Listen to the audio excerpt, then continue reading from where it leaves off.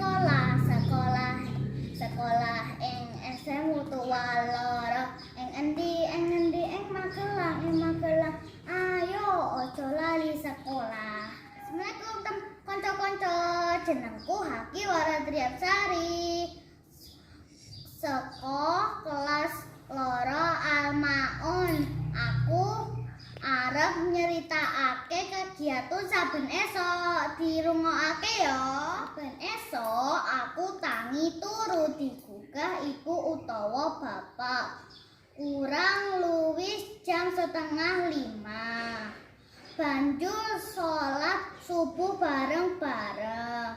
Sakwise kuwi aku nata peturon ngelempit selimut, nata bantal guling sak banjure aku olahraga mlaku-mlaku utawa pit-pitan ning ngarep omah karo ibu lan mbak.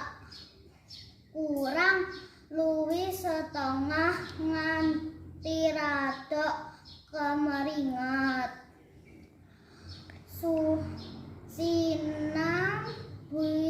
Sinambi nunggu keringete gareng.